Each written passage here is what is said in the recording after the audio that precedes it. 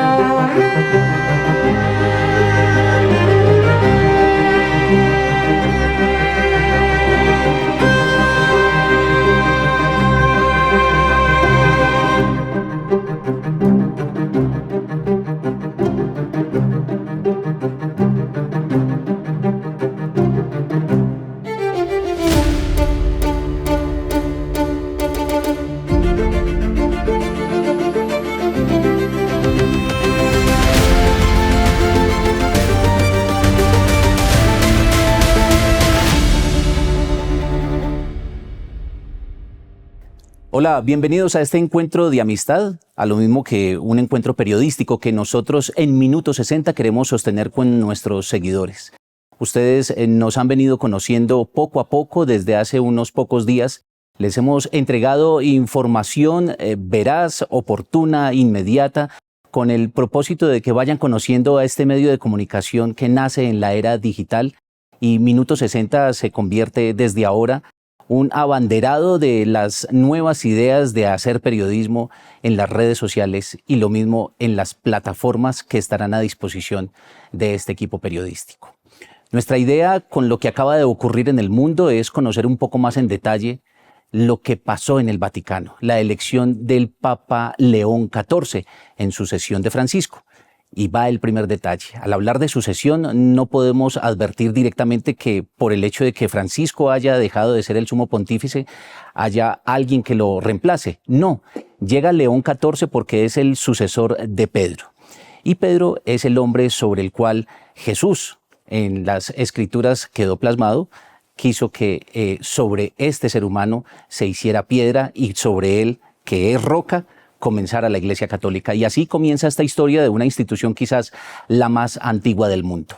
De esta manera es que hacemos entrada a este proceso en el que queremos sostener una conversación con amigos y con personas que nos pueden ayudar a ilustrar, a que entendamos un poco qué es lo que está próximo a ocurrir. Este domingo 18 de mayo de 2025, el Papa León XIV asumirá su ministerio petrino y aquí comenzará oficialmente su pontificado, aunque el hecho de que haya sido elegido hace ya 8 días, pues quiere decir que evidentemente él ya es Papa y pues los fieles ya lo reconocieron allí en Roma. Invitamos a esta sala de redacción y al mismo tiempo a nuestro set digital a un colega y amigo, Javier Giraldo Acosta, con quien hemos tenido la oportunidad de trabajar en distintos momentos. Y bueno, Javier, nuestra más cordial bienvenida y agradecimiento por acompañarnos en este trabajo.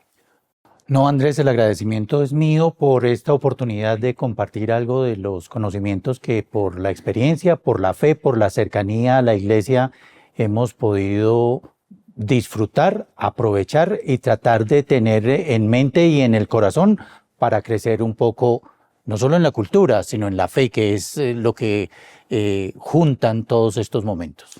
En las imágenes previas que acabamos de presentar, hicimos una especie de recorrido de lo que había sido ese nacimiento de Jorge Mario Bergoglio como el Papa Francisco y todo ese tránsito que hizo durante su pontificado hasta morir y llegar a la elección del Papa León XIV.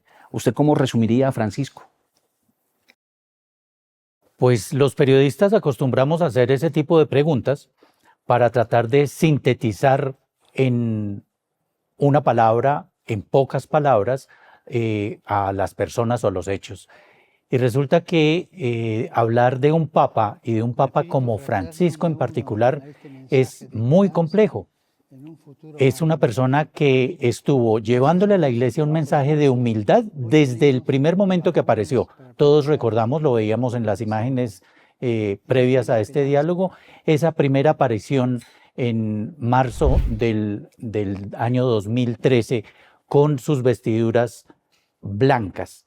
Sin todo esto que le vimos a Ratzinger en su momento, a Juan Pablo II antes, que le volvimos a ver ahora a León XIV, que sin que represente ostentación, sí quiso Francisco no tenerlas para representar humildad.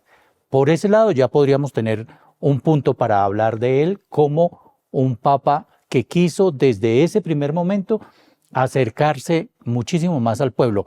Recuerden esa frase que él mismo instauró, porque característicamente él se inventaba verbos. Y usted, Andrés, puede saber que ese es un tema que a mí a veces me cuestiona porque trato de estar pendiente de lo que dice la Real Academia Española. Entonces él hablaba de oler a oveja, ser un pastor con olor de oveja. Eso es que la jerarquía estuviera en la calle, estuviera con la gente, estuviera en la periferia, decían ellos. Entonces hablamos de humildad, hablamos de cercanía, hablamos de misericordia, porque inclusive en el lema de su escudo, ahí estaba hablando de la misericordia. Entonces podríamos hablar de humildad, repito, de cercanía, de misericordia. Y él se inventó un término que había retomado de algún sabio que hablaba de el apostolado de la oreja. Y era La escucha. saber escuchar. Saber escuchar. Javier, en este momento hemos dado este salto sumamente simbólico alrededor de lo que es el Papa Francisco, una persona que les puedo anticipar, el padre Euclides Eslava, otro de nuestros invitados el día de hoy, me especificaba prácticamente que Francisco es en realidad un pastor, un hombre muy de calle, casi como usted nos lo advertía, pero al mismo tiempo en comparación con lo que ocurre con León XIV e incluso con el Papa Benedicto XVI, estos dos últimos que acabo de mencionar son muy teólogos, unos hombres de mucho estudio. No quiere decir con esto que el Papa Francisco no haya sido un hombre estudiado, solo que en particular Ratzinger y el cardenal Prevost han sido hombres con una profunda formación teológica. Pues sí y no. Porque es que el solo hecho de que una persona pueda ordenarse como sacerdote le implica 3 años de estudios de filosofía y 4 de estudios de teología. Eso es lo que hacen cuando están en el seminario. De base, repito. Últimamente, como no hay muchos seminarios llenos, el recurso ha sido que estudien en universidades. Y entonces querría decir que tanto la filosofía como la teología, que son los estudios básicos, insisto, vayan a tenerlos en universidades. Y las universidades no hacen de 2 añitos, no tienen programas de 3 añitos, son programas de 5 años. Entonces últimamente podemos hablar de que tenemos sacerdotes con formación universitaria, con licenciaturas. De hecho, a propósito el nuevo Papa, tiene una licenciatura en matemáticas, inclusive antes de haber empezado a sus estudios como religioso. ¿Pero por qué hago referencia a esto? Porque en las comunidades en general hay un énfasis mayor según la línea de su fundador. Entonces, por ejemplo, de los más estudiosos que hay, de las órdenes religiosas más estudiosas que hay en el mundo, están los jesuitas, a la que pertenecía el Papa Francisco. Entonces ellos no tienen los 7 años básicos, ellos fácilmente llegan a 12 años de formación para ser sacerdotes. Cosa similar sucede, por ejemplo, con la orden de predicadores, los que llamamos dominicos, los que en Colombia, por ejemplo, tienen a su cargo el cuidado de santuarios como el de la Virgen de Chiquinquirá. Y trajeron el colegio más antiguo que hay en Colombia, que es el Santo Tomás de Aquino. Yo tengo mis dudas, creo que por historia el más antiguo es el de San Bartolomé, que lo trajeron precisamente los jesuitas. Caramba, ahí entran las competencias. Claro, pero por eso, precisamente porque su base es la educación. La educación y la salud llegaron a Colombia gracias a las misiones de los religiosos que nos acompañaron. Bueno, Javier, hemos iniciado esta conversación para tratar de conocer un poco esa figura de Francisco que nos hace la transición al Papa León XIV, pero alrededor de toda la Iglesia Católica y de todo cuanto ocurre con los sacerdotes y con la liturgia, que ya usted me definirá qué es la palabra liturgia, hay mucha simbología. Especialmente esa simbología está relacionada con los ornamentos litúrgicos y de manera paralela con los ornamentos que utilizan los sacerdotes. Este espacio en gran parte lo vamos a dedicar un poco para que, entrada la misa que viene el próximo domingo 18 de mayo, pues entonces todos conozcamos un poco más qué es lo que significa cada cosa que pone la Iglesia en su lugar, y no son cosas que estén puestas al azar. En realidad, cada una de ellas tiene un mensaje muy profundo. Si hablamos inicialmente del cardenal Prevost, ya convertido en el Papa León XIV, decía usted que el Papa Francisco salió vestido a presentarse ante su feligresía, a presentarse ante el mundo como un hombre sencillo, austero, con la sotana blanca directamente, con un crucifijo de plata y no con los ornamentos con los que salieron Ratzinger, el mismo Juan Pablo II y ahora León XIV. ¿Qué significaban esos símbolos que traía el Papa León XIV cuando sale al balcón? Pues en general es asumir su nuevo papel como Papa. La Iglesia está llena, como usted lo decía, Andrés, de signos, de una simbología que a veces cuando uno como asistente a una Eucaristía no le presta atención, puede pasar desapercibido. Entonces, en todos los grados, en toda la jerarquía, hay ciertos signos, ciertos símbolos, ciertos significados que, ya metiéndonos en el área nuestra de la comunicación, estudiamos lo que se llama semiología, que es precisamente el estudio de los signos. Entonces, todo está puesto ahí por una razón. El orden de las cosas, como transcurre una Eucaristía, la más sencilla, que además es el recuerdo de la Pascua, valga la aclaración, es el recuerdo de la Pascua. Entonces, por eso es saber el sacrificio que hizo Jesucristo para llegar a la cruz y superar a la muerte y resucitar. Eso es lo que estamos recordando en cualquier Eucaristía. Pero desde esa celebración tan sencilla ya está marcada porque hay unos ciriales, hay unos cristos, está la palabra, a veces hay incienso. En esta época de Pascua hay, por ejemplo, un cirio pascual que fue la luz que se encendió en la vigilia pascual como signo de Jesucristo resucitado. Y hay colores, por ejemplo, en los ornamentos que dependen del tiempo litúrgico que esté viviendo la Iglesia. En este momento, por ejemplo, estamos en Pascua y entonces por eso predomina el color blanco. Pero antes de la Semana Santa estábamos en un tiempo en el que se usaba desde el miércoles de ceniza el color púrpura. Sí. Y hay momentos en los cuales, por ejemplo, alrededor de los hechos de Victoria, como va a suceder ahora en junio, alrededor del Pentecostés, entonces estará el color rojo. Eso significa el verde, la esperanza, el blanco, la pureza, el morado, la penitencia, que se utiliza en Adviento, o sea, antes de Navidad, y se utiliza en Cuaresma.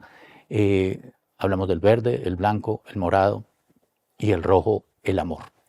Y por un momento, al término de la Semana Santa, toda la iglesia se viste de rosa también. Hay un instante que también utilizan ese color, ¿verdad? Hay dos momentos, hay dos domingos que se llaman de alegría.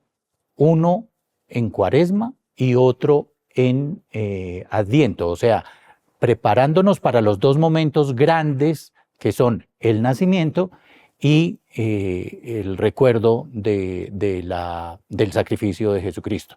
Se llama de alegría porque ya se aproximan esas fechas. Y entonces, en ese sentido, en algunas partes se visten los sacerdotes con una casulla, que ya veremos seguramente, según nos estuvo anunciando usted hace un momento, ya veremos qué es la casulla, que en esencia es como el manto que se ponen encima de todos los otros ornamentos. Va de ese color rosa porque es además como pensando en decirle a la Virgen María, en acompañarla a ella, en esa alegría de lo que viene para la conmemoración litúrgica. Javier, entonces nos estábamos acercando un poco a lo que era ese instante en el que el cardenal Prevost, ya convertido en Papa León XIV, se presenta al mundo, y le haremos una mirada rápida a esa indumentaria que estaba utilizando allí en el balcón. Entraremos más en detalle, pero primero queremos conocer quién es Robert Francis Prevost. Se lo preguntamos a Joana Palacio, que nos ha preparado esta información y resumen en datos y perfila a este personaje que ya empieza a marcar un hito en la historia del mundo. Andrés, pues como si de un relevo monárquico se tratara lo que ocurrió ese 8 de mayo en el Vaticano, nos hace rememorar el adagio popular que reza: a rey muerto, rey puesto. Muerto el Papa Francisco el pasado 21 de abril, la logística vaticana determina una rápida elección. Iniciado el cónclave, el colegio cardenalicio necesitó solo de 25 horas para encontrar al llamado sucesor de Pedro en la Santa Sede.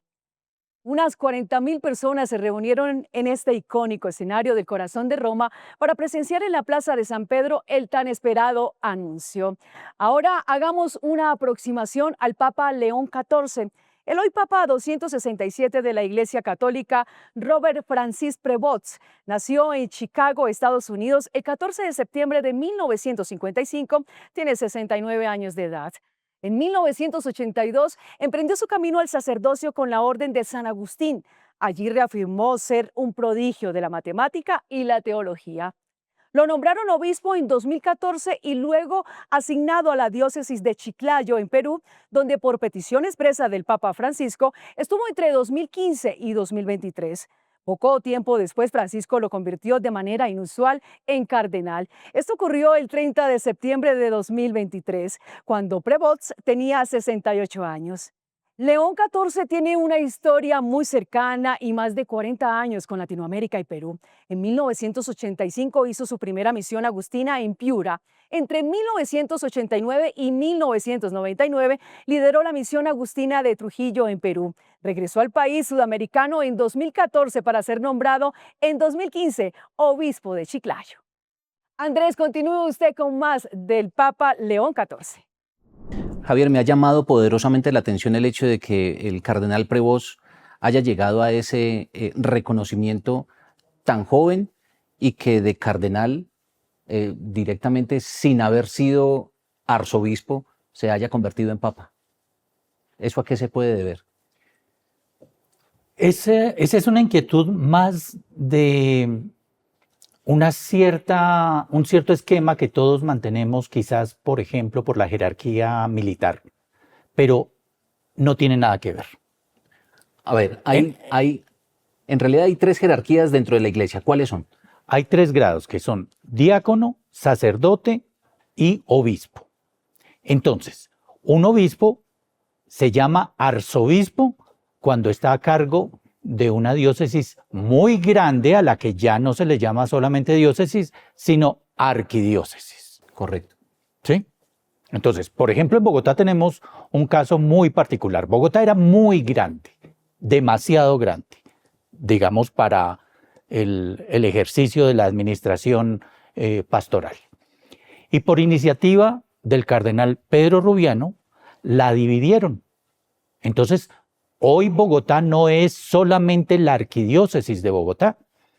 Hay sectores de Bogotá que son diócesis aparte.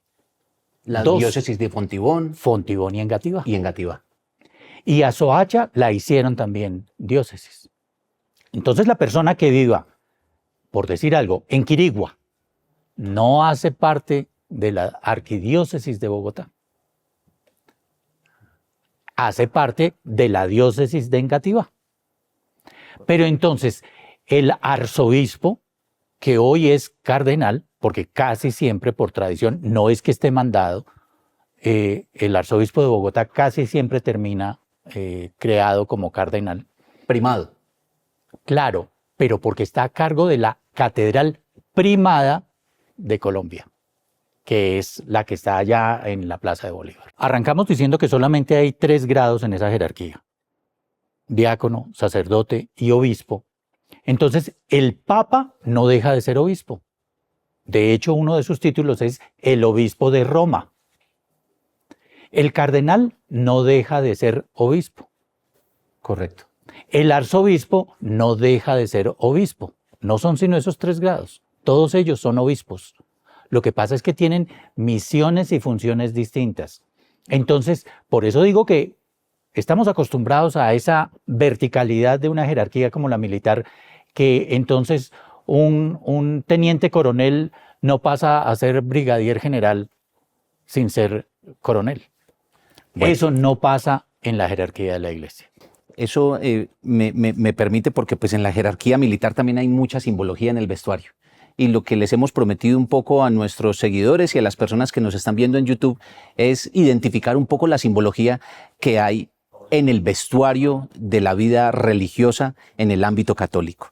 Por eso no me lo voy a llevar hasta Roma. Algún día podremos hacer ese paseo y vamos un momentico al Vaticano. Nos acompañan un ratico porque nosotros queremos que ustedes se acerquen con nosotros a toda la liturgia de los ornamentos religiosos. Y para ello hemos invitado a un sastre colombiano, que es el señor John Salazar. Él es el propietario, sastre eclesiástico de la Sastrería Monseñor. Una sastrería que decimos hace aproximadamente 13 años está ejerciendo estas actividades de la mano de don Carlos Cáceres también, que nos acompaña hoy, y con ellos vamos a conocer un poco de la simbología litúrgica con el uso de los ornamentos religiosos, lo mismo que del vestuario que utilizan los sacerdotes, los cardenales. Y bueno, lo del Papa quizás no sea tan fácil tenerlo al alcance, porque regularmente eso se lo dejan a las sastrerías que están en Roma. A propósito, la más famosa es Gamarelli. Gamarelli, sí. Gamarelli, que por cierto estaban como un poco enojados porque como que no les permitieron hacer la nueva sotana blanca del Papa León XIV. ¿Es así? Sí. Sí, ¿Qué secreto tiene usted por ahí alrededor de lo que sucedió allá? ¿O es que se la mandaron a hacer a la sastrería Monseñor? Bueno, Andrés, primero, muchas gracias por invitarnos a tu programa, a tu set. Sobre la confección de la sotana del Papa, pues por tradición esta sastrería que está en Roma es la que siempre elabora esta prenda para el Papa, pero no es algo mandatorio que siempre deba ser ahí. Entonces han dado oportunidad a algún otro sastre. Javier, el Papa León XIV, al salir al balcón, llegó con la museta roja y también con una estola que para muchas personas significa demasiado adorno, como mucha opulencia. Pero en realidad, ¿qué significan esos 2 elementos que utilizó el Papa ese día? Pues podríamos decir que en general son 3, porque por un lado, como decíamos que los colores marcan, el blanco, la sotana blanca está digamos, destinada solamente a que el Papa la utilice. No vemos ningún otro jerarca que utilice el blanco como base de su presentación, digamos. Otra cosa es cuando se revisten para las ceremonias. El Papa siempre está de blanco y ese es lo primero que él hizo, escoger cuál iba a ser la sotana que le quedara bien. Generalmente nos contaban alrededor del cónclave cómo allá en la llamada Sala de las Lágrimas aparecen 3 hábitos que tienen distintas tallas, porque como no se sabe quién vaya a ser el elegido, se acomode la más cercana a la talla pues, del elegido. Está esa que es la sotana blanca. Por supuesto cambia su solideo, que por allá veo que ustedes en su plaza de San Pedro tienen uno, que para el caso es de los obispos porque es de color púrpura, para los cardenales es de color rojo y para el Papa es blanco, ¿sí? Entonces lo primero que tenía el Papa al aparecer era su vestimenta blanca. Lo segundo era la museta, que es esa especie de chal, como dicen las señoras, que estaba sobre sus hombros. Lo tercero es la estola, que es, para llevarlo a términos populares, sin caer en irrespeto, es como la bufanda que cuelga del cuello de los celebrantes, que por ejemplo, como todo marca, como todo comunica, para los diáconos va atravesada, no pende del cuello. Y esa estola también tiene sus significados porque está con los emblemas del Vaticano. Sabemos que Jesús le entregó a Pedro las llaves del cielo, entonces siempre como símbolo del Vaticano están las llaves, que una es dorada y la otra es plateada o blanca. Dicen que una llave es blanca y la otra es dorada porque una es lo que desate en la tierra y la otra es lo que desate en el cielo. Entonces están las llaves, está la tiara, que es esa corona con la que antes coronaban a los sumos pontífices, y aparecen imágenes de los 4 evangelistas. Cuando uno detalla, están bordadas en 2 en la parte más alta, o sea, más cerca de los hombros, y 2 en una parte más baja, y es el emblema que trae esa estola. Muy bien. Aparte hay algo curioso que lo estábamos comentando detrás de cámaras, y es el crucifijo que decidió llevar ese día el cardenal Prevost. ¿Qué tan cierto es que ese crucifijo es un relicario? Pues eso es lo que han comentado recientemente, que tiene 5 reliquias de 5 santos, entre ellos, digamos, para la formación del Papa León XIV, una del mismo San Agustín. Entonces, al parecer, esa cruz se abre y ahí contiene esas 5 reliquias. Pero fíjese, Andrés, que esa cruz la utilizó el Papa León XIV en ese momento, el 8 de mayo, pero lo hemos visto en estos días en su cotidianidad, en sus otros, cumpliendo su agenda, con una cruz de plata, que es distinta a esa con la que salió. Una cruz de plata de la misma manera que lo hizo el Papa Francisco, y algunos también pueden inferir que esto también es un mensaje de sencillez, de humildad. Seguramente, porque muchos comentarios, y más cuando estamos en épocas de redes sociales, entonces abundan unos conocidos y otros no tanto, habían dicho que se había perdido todo lo que Francisco quiso instaurar en su pontificado, como fuera la humildad, porque salió con las prendas rojas, la museta y la estola, que no la tuvo Francisco en su primera presentación y que no las usó nunca. Y otra cosa que rechazó Francisco fue el tradicional zapato rojo que utilizaban los papas. Tampoco lo vimos nunca los papas. Por ejemplo, hay imágenes de Pablo VI cuando inclusive vino a Colombia, que aparecía con un abrigo rojo y con un sombrero del mismo color, que eran vestimentas como muy tradicionales de los papas y que con el paso del tiempo pues han venido simplificando también esas costumbres.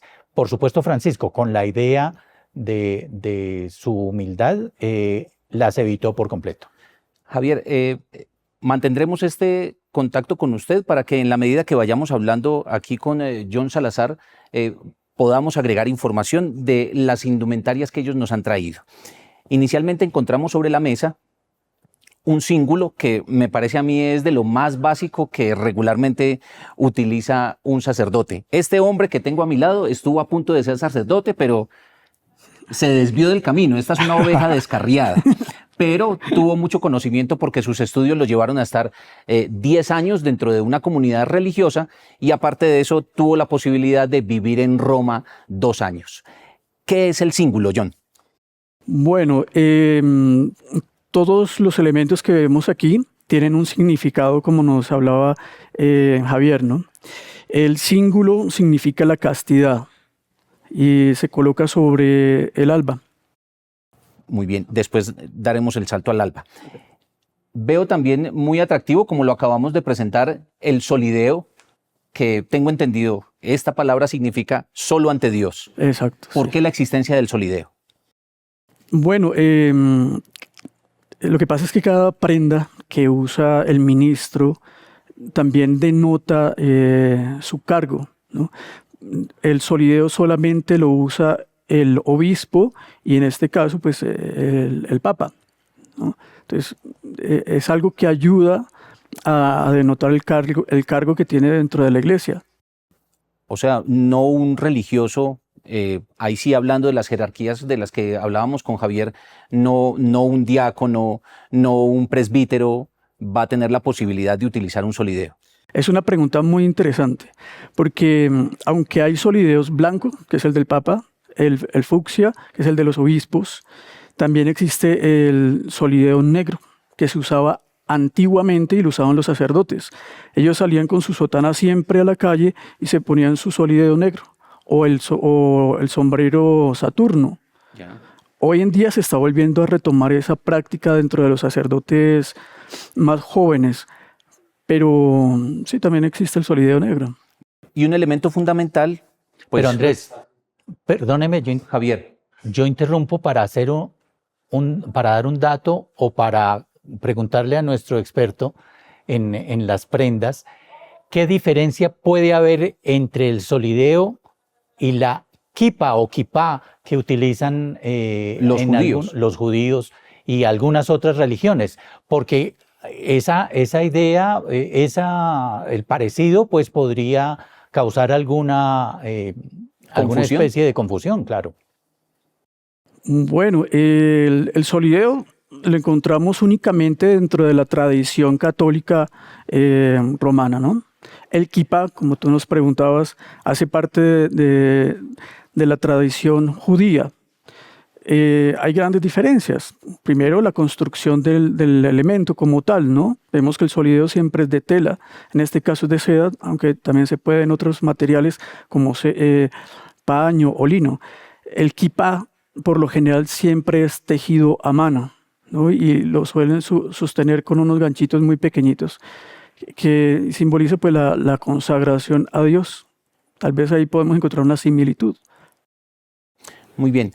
Otro elemento que encontramos es el anillo, que en particular lo que va a ocurrir este domingo es que al Papa León XIV le entregarán un anillo, un muy famoso anillo que es denominado el anillo del pescador. Pero en realidad los obispos, los arzobispos, los cardenales, pues, siempre tienen un anillo que identifica su condición. Así es. ¿Cuál es el origen del anillo del pescador y por qué tan importante para la figura del Papa? Bueno, el anillo es supremamente importante, sobre todo este anillo del pescador, porque los obispos siempre tienen un anillo y en la superficie se graba el escudo de su obispado. Él usa este siempre, pero cuando ya es entronizado como papa, él debe renunciar a ese anillo y comenzar a usar el anillo del pescador. Todos los papas usan el anillo del pescador después de la ceremonia de entronización. Y tiene una imagen muy bonita sobre la superficie que es San Pedro en una barca pescando. Por eso se llama el anillo del pescador.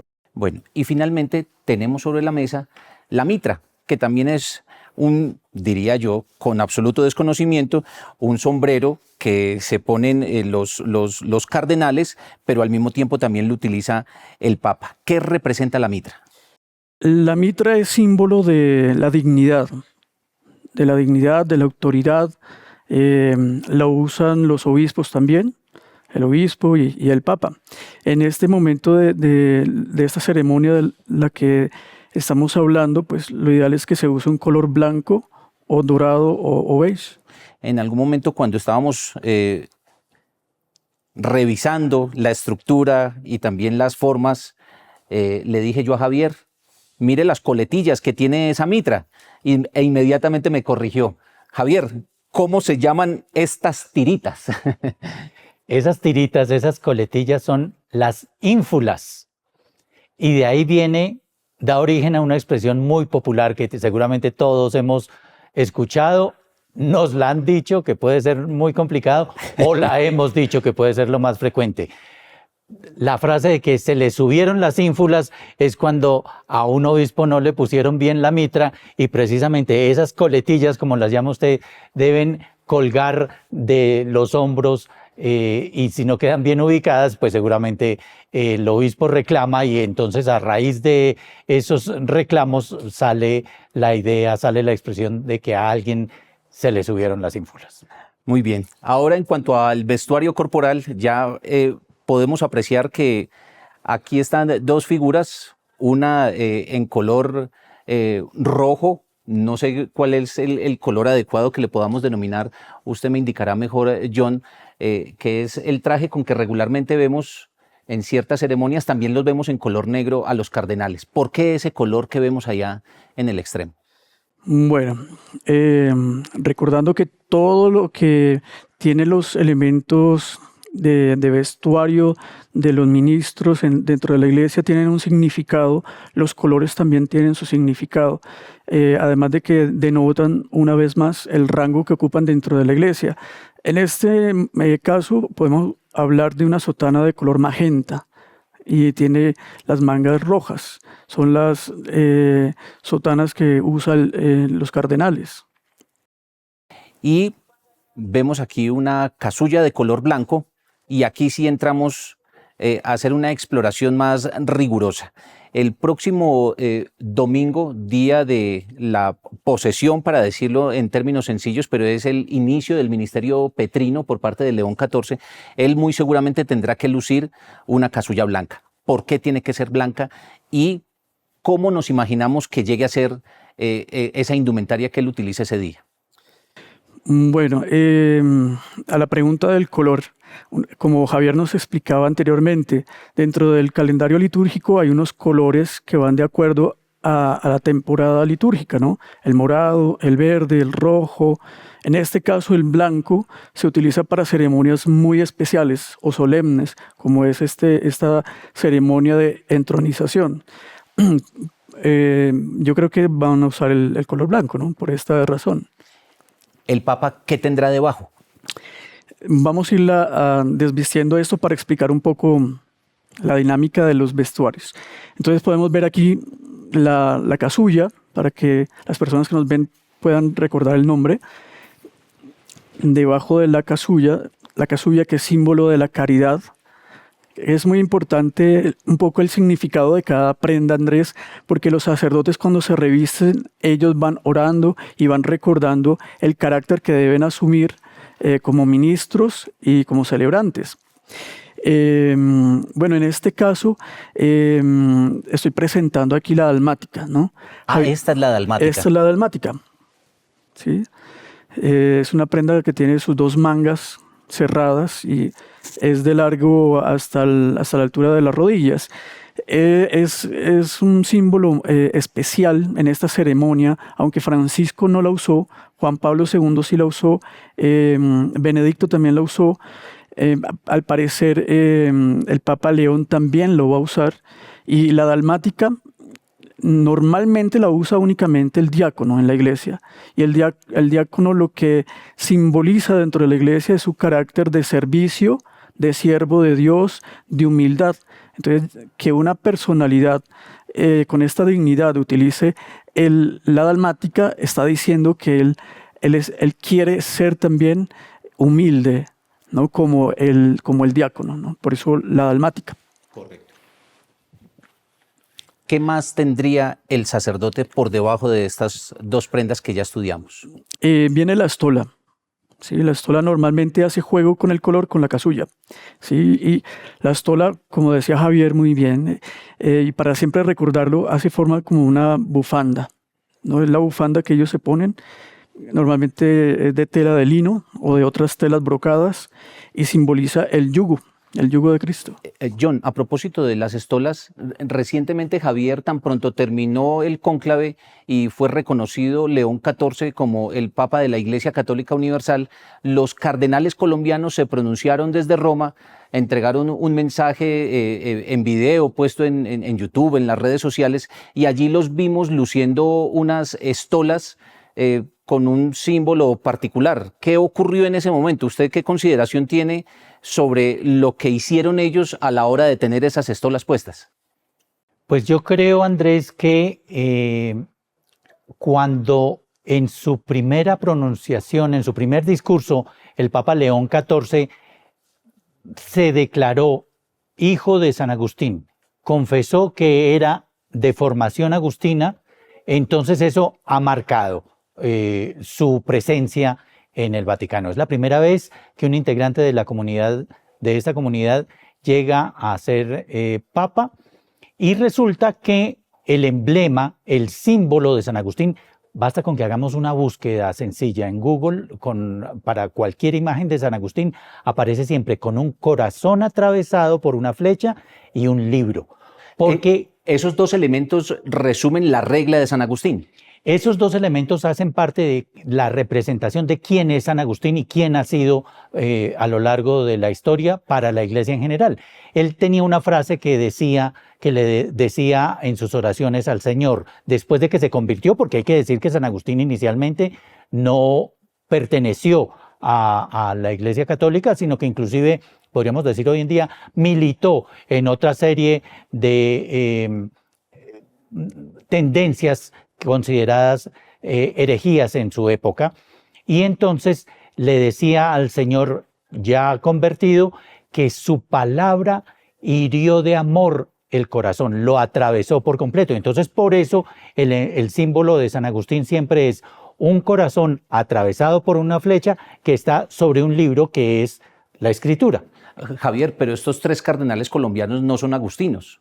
Ellos no son agustinos, pero fácilmente esa estola la pudieron haber entregado para alguna de las celebraciones. Recuerde usted que al otro día el Papa León XIV en la misma Capilla Sixtina se reunió con todos los cardenales para dar gracias a Dios por el proceso del cónclave.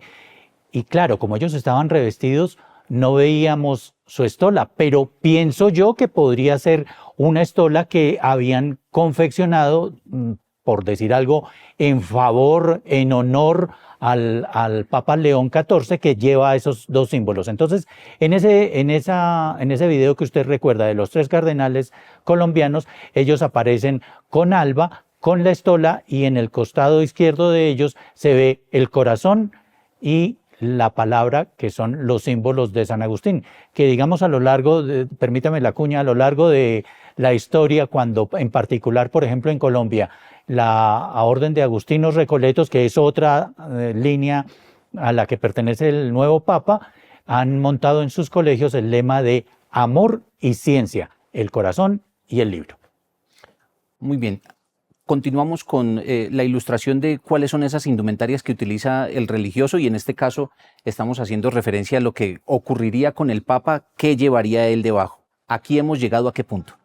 Bueno, esa es el alba. Generalmente es blanca, a veces podría ser beige, pero normalmente es blanca. Y simboliza la pureza, la luz, la santidad, ¿no? Ya, como había comentado antes, encima del alba se coloca el cíngulo, ¿no? Y esos son los elementos con los que debe estar revestido el religioso. Sí, sí. Pues entonces yo los invito por un instante a que conozcamos un elemento fundamental de quien estamos hablando aquí en este escenario, y es el Papa León XIV.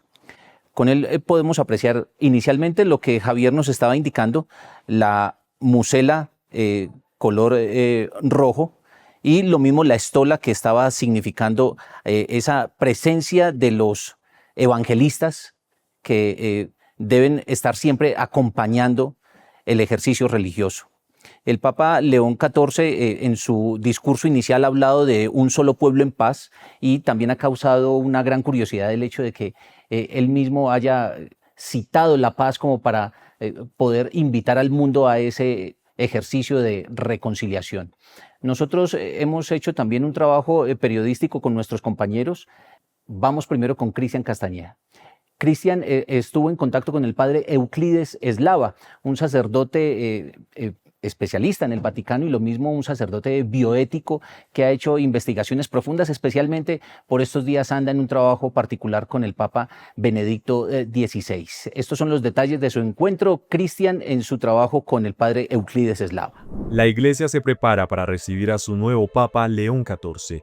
Este domingo 18 de mayo de 2025 a las 10 a.m. hora de Roma, 3 a.m. hora de Colombia, se llevará a cabo el inicio solemne del pontificado.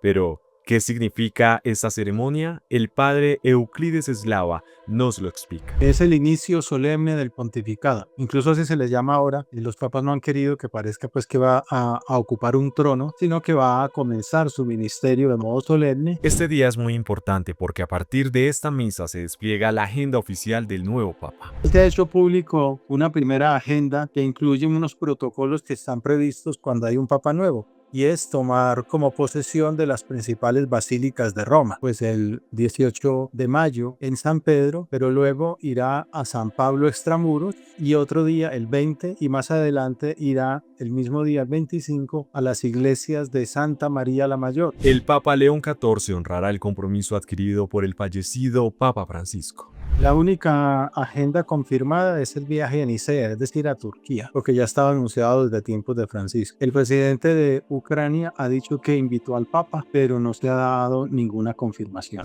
El padre Euclides Eslava nos cuenta si es posible que el nuevo Papa visite Colombia. Es muy posible, el Papa está joven, es un Papa misionero, desde luego tiene que asumir la carga, posición, los asuntos pendientes, como dominar, dijéramos, el nuevo trabajo, pero en la medida en que ya le vaya cogiendo, dijéramos, el dominio y ya empiece a la iglesia a andar de acuerdo con sus prioridades, seguramente establecerá ese patrón de viajes que le caracteriza. Seguramente viajará, pues muy probablemente irá al Perú, estará en Chiclayo, en su diócesis, a la que saludó el primer día desde el balcón. ¿Cuál será el camino que elegirá el Papa León XIV? ¿Dará continuidad al legado de Francisco o marcará su propio rumbo? Ya que ambas cosas se darán. Desde luego fue elegido porque tenía un perfil parecido al de Francisco para continuar lo que venía haciendo y porque trabajaba con él. Conoce muy bien las necesidades y tiene el conocimiento de los obispos en general. Y lo hemos visto, este toque pastoral, esa cercanía a la gente. Pero lo que también es cierto es que no es Francisco II, es León XIV. Por eso lo han elegido, para que traiga su propio programa de gobierno, que es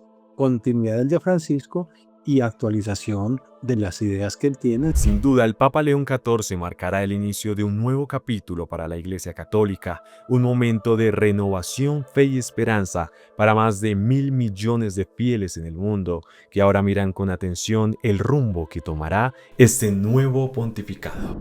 Dos detalles fundamentales que nos hicieron falta con el sastre eclesiástico John Salazar.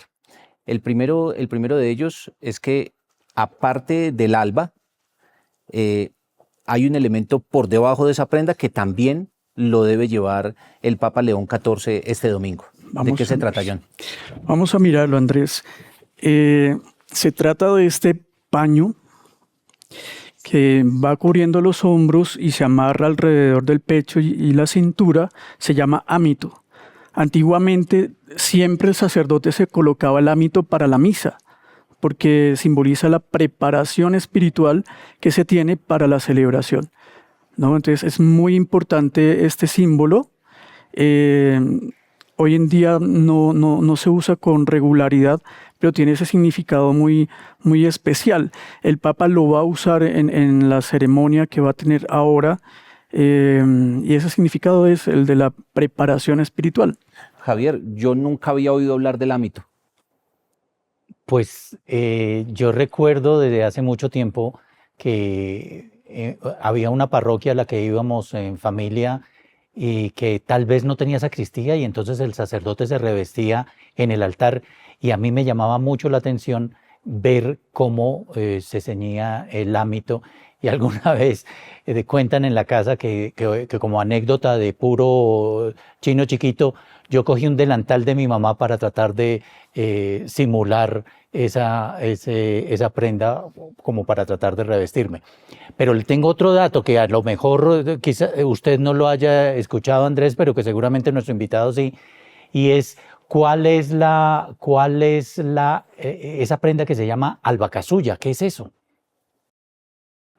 Bueno, el albacasuya es una unión del alba y la casulla, ¿cierto? Por lo general es blanca, no lleva ninguna decoración adicional. Es una prenda litúrgica que llama a la humildad, a la austeridad.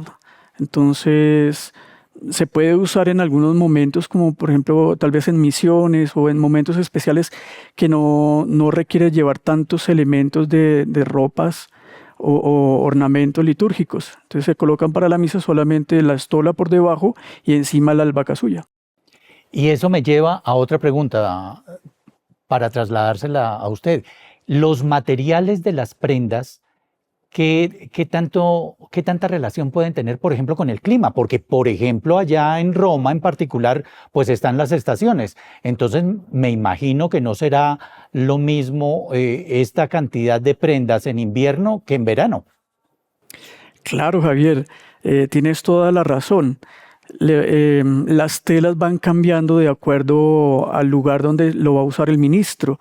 Hay telas especiales para el calor, como paños livianos o tejidos que tienen muchísimo más algodón que los que vienen hoy en día gracias al comercio. Las telas hoy vienen con mucho más poliéster, pero anteriormente pues las prendas tenían mucho más algodón, ¿no?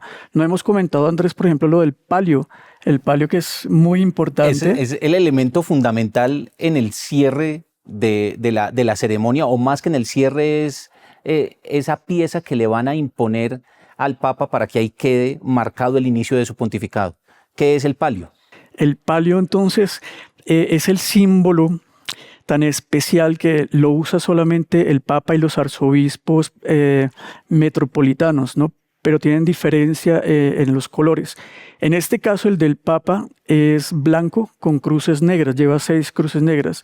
Normalmente, respondiendo también la pregunta de Javier, en el material en que viene hecho es de lana, de oveja, porque eso viene a simular, ¿no?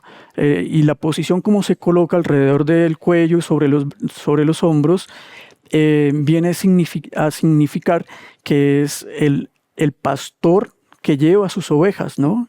Como decía Francisco, que el obispo huele la oveja, ¿no? Que la cargue sobre sus hombros, y también el Evangelio nos recuerda la figura del buen pastor. Cuando encuentra la ovejita descarriada, va y la trae, y seguramente si está con la pata lastimada, la cargaba sobre sus hombros. De ahí todo esto, la liturgia utiliza estos símbolos para colocarlos en los ornamentos. Será un detalle más que deben tener en cuenta nuestros seguidores para que a la hora de observar la ceremonia del inicio del ministerio petrino de León XIV vean y detallen el instante en el que al Papa le imponen el palio.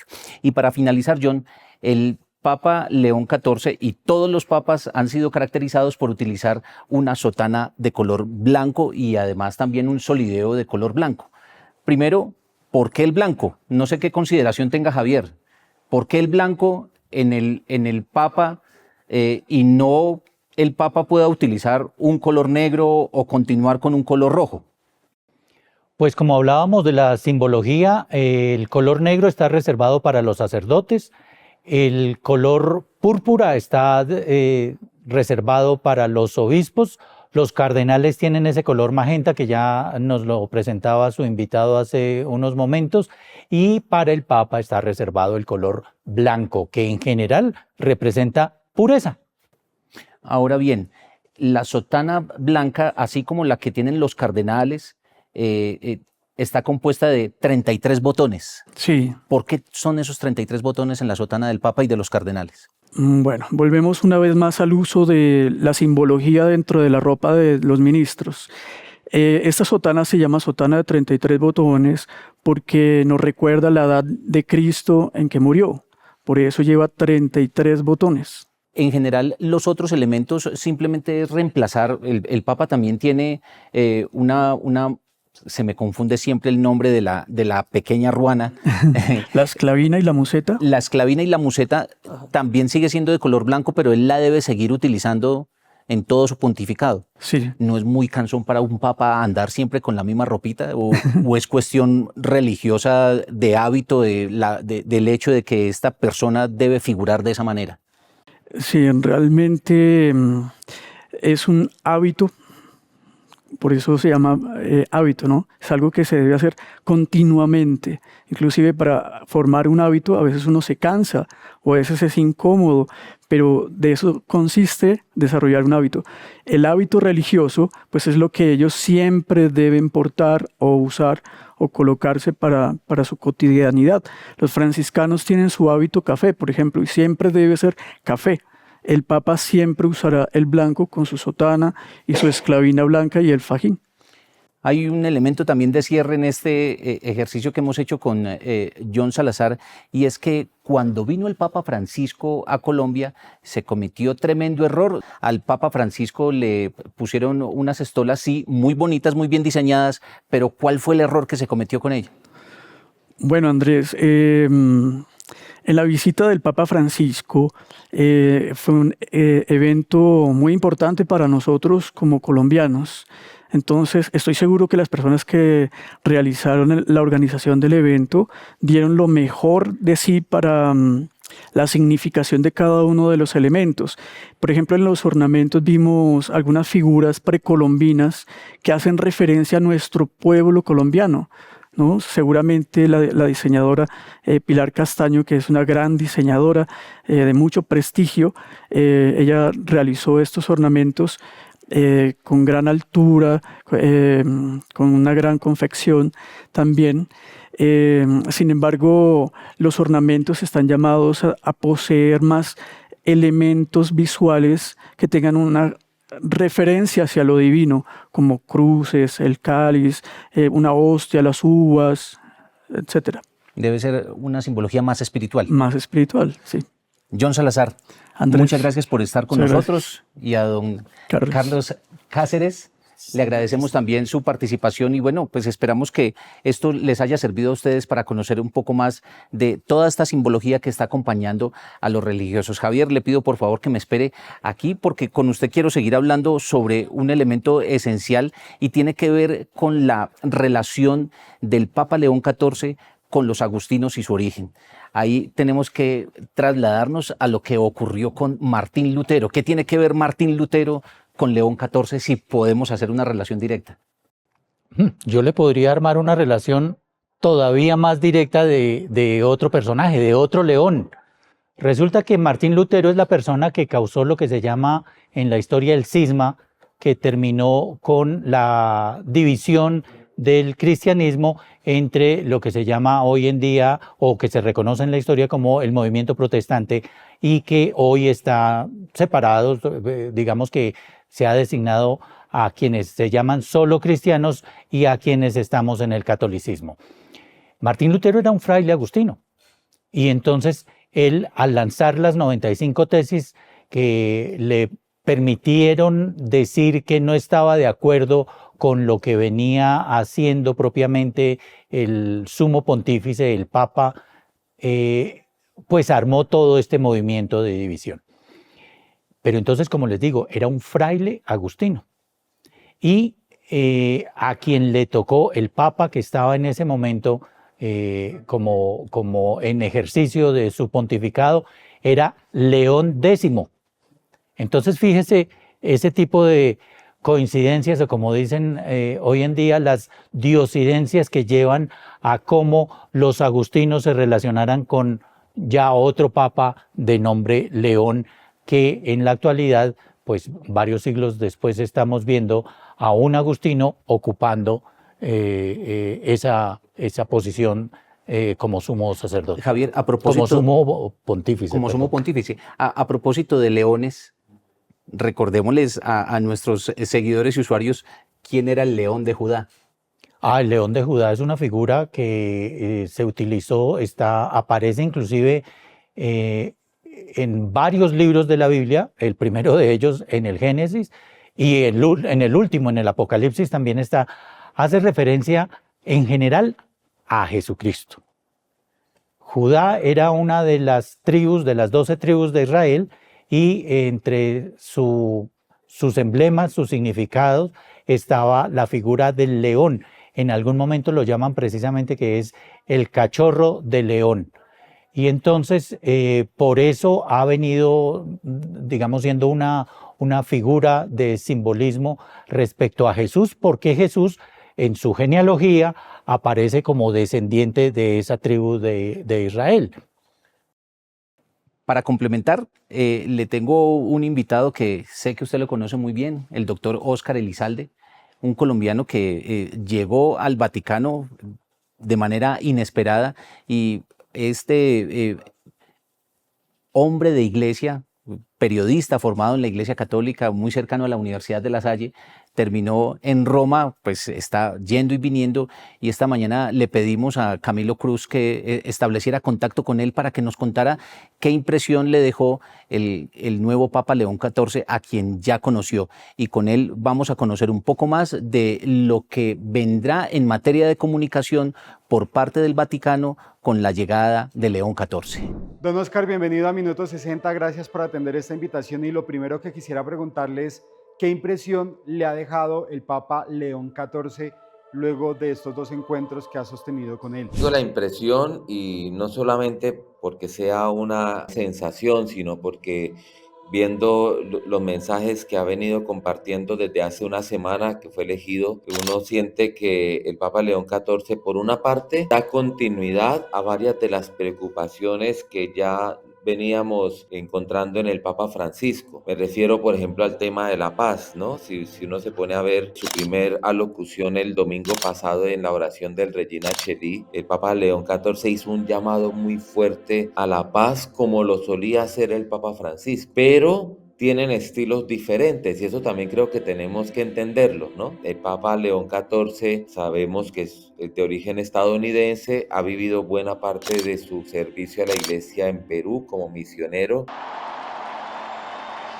Y en modo particular a mi querida diócesis de Chiclayo en el Perú. Pero también ha podido recorrer el mundo porque fue prior general de los agustinos, y eso lo llevó a visitar muchos países del mundo en esos años en que fue el superior general de los agustinos. Entonces, su experiencia, su forma incluso de comunicar, pues es diferente. También es un papa que uno lo siente, o ha sido mis primeras impresiones, que escucha mucho, como que le gusta escuchar por completo antes de pronunciarse en algo, que también toma tiempos para discernir las cosas y ahí ya empieza a operativizar.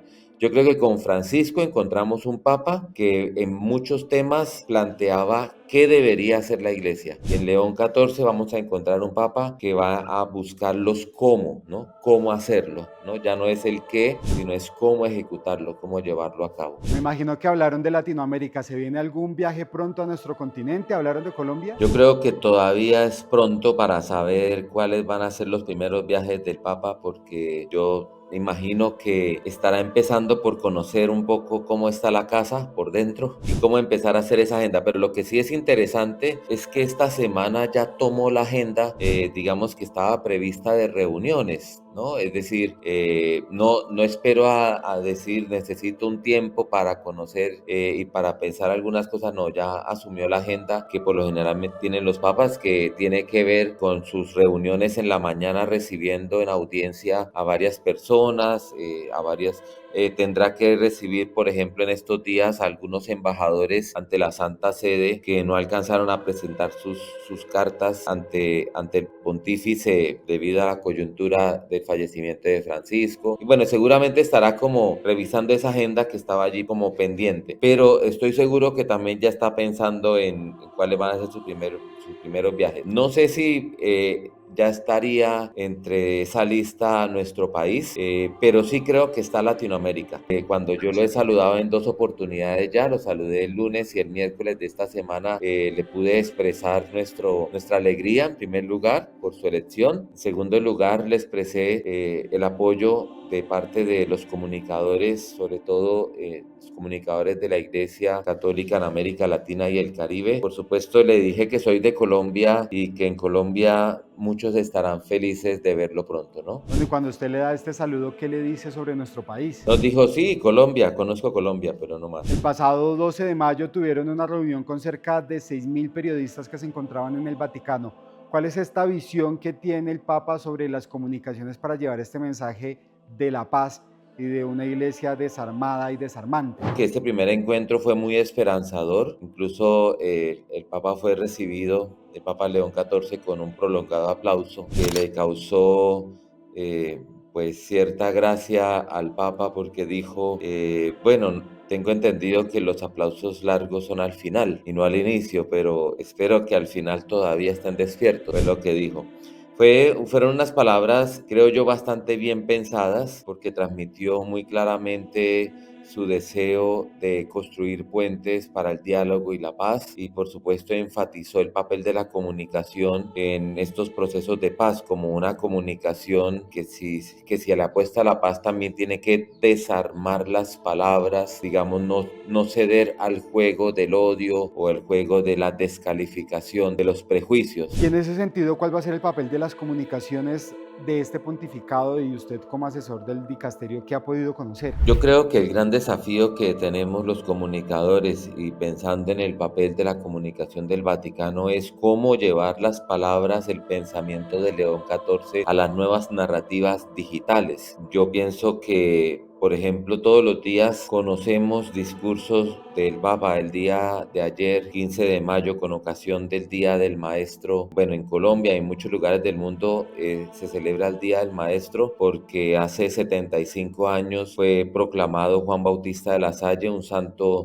francés, el patrono de los educadores. Entonces, en audiencia que tuvimos los lasallistas con el Santo Padre, yo creo que tuvimos un mensaje muy denso, muy bonito. Esos mensajes del Papa, el de esta audiencia, pero que los mensajes que él va diciendo todos los días tenemos que hacer un esfuerzo para seguramente ayudar a que el pensamiento del Papa se conozca de la manera más clara posible. Pues don Oscar, muchas gracias por atender la invitación de Minuto60.com. Es Oscar Elizalde, doctor en comunicaciones y nombrado por el Papa Francisco durante 5 años en el cargo de asesor de comunicaciones para el Dicasterio del Vaticano.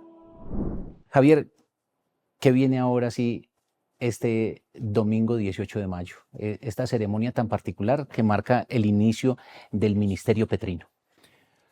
Pues es una ceremonia de un carácter muy especial porque aunque estamos ante la entronización, como tradicionalmente se le ha llamado, de un papa, tiene un carácter religioso, pero también un carácter político. No nos olvidemos que el Papa es el jefe del Estado Vaticano. Entonces, por eso vamos a ver que no es solamente una celebración religiosa, sino que allá van a estar reconociéndolo varios líderes mundiales, varios políticos del mundo, varios presidentes. Él, en estos últimos días, en estos días previos a esa ceremonia, tiene planeado un encuentro con el cuerpo diplomático, que son todas las personas que representan a los países que tienen relaciones de Estado con el Vaticano.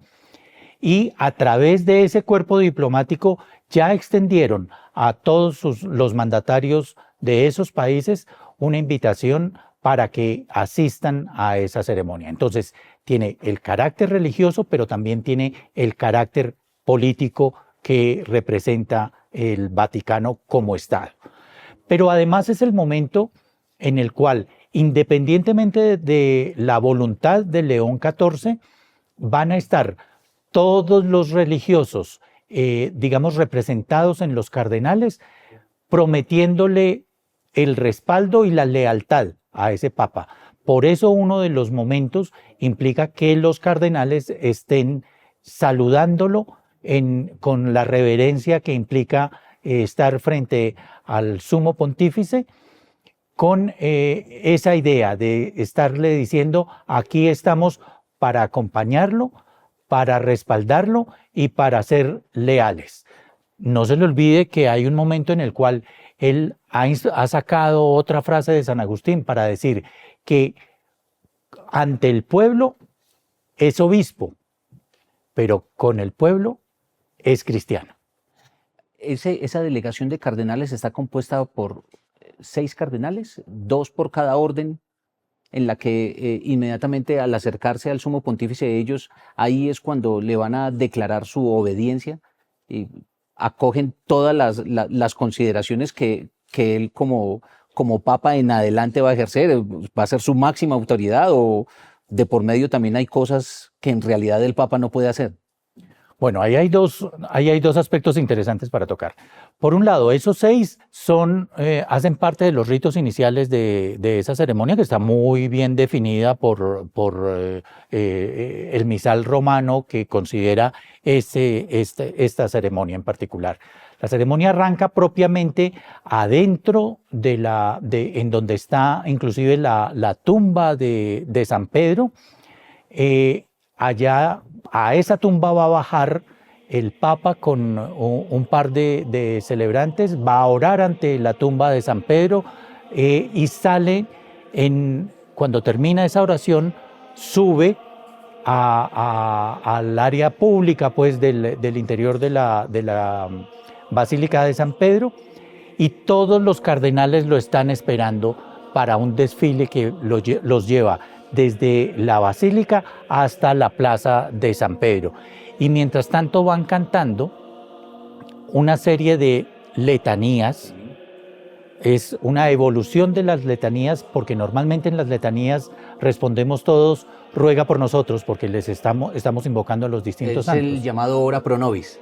El ora pro nobis es en latín, ruega por nosotros. Esta vez no se utiliza el ruega por nosotros, sino invocan a los santos para decirles, ayúdalo. Porque es todo enfocado precisamente en el Papa, a quien están rodeando en oración. Entonces, por eso la respuesta es, ayúdalo. Y mientras tanto, como digo, van en procesión hasta la Plaza de San Pedro.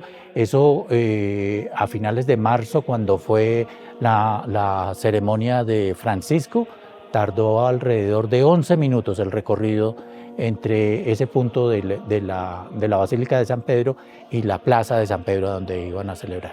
Llegará entonces el final de esta ceremonia, que esperamos ustedes hayan podido ilustrar un poco con los elementos que aquí les hemos reunido. Terminará incluso con la utilización de un himno denominado Tu es Petrus, que también acompaña casi que la finalización de este rito católico para que el Papa comience su pontificado, ¿verdad?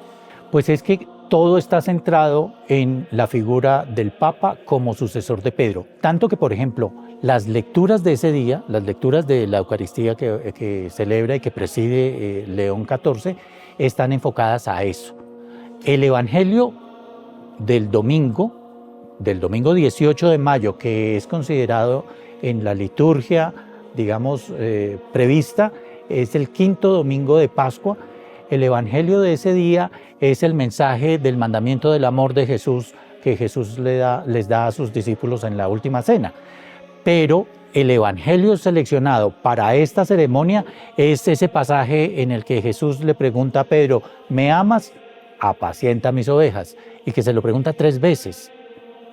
Pero además, con el carácter de universalidad, como les digo, de ceremonia religiosa, pero también política, entonces no se lee el Evangelio solamente en italiano o en latín, como uno podría pensar, sino en varios idiomas, hasta en griego. Y por eso inclusive van a asistir algunos de los representantes de iglesias de Oriente para estar reconociendo al Papa en esa figura tan importante que tiene. De allí la idea de que aquello de católico es universal y el propósito es albergar a todo el planeta alrededor de la figura de Dios. Y con muchísima mayor razón con el mensaje inicial que tenemos que devolvernos casi al principio de esta transmisión, que desde el 8 de mayo el Papa León XIV entregó. Acuérdense que el saludo fue «La paz sea con ustedes», que es muy representativo ese llamado en este momento en donde hay tantos conflictos vigentes en distintas latitudes. Pero más todavía cuando estamos hablando de que es una época de Pascua, y recordemos que la Pascua es la celebración de la resurrección de nuestro Señor Jesucristo. ¿Y cómo se apareció Él ante sus discípulos, ante los suyos, después de la resurrección. Su saludo era precisamente ese que utilizó León XIV, la paz con ustedes. Así lo dijo él en el discurso, así lo aclaró, que era el saludo de Jesús resucitado.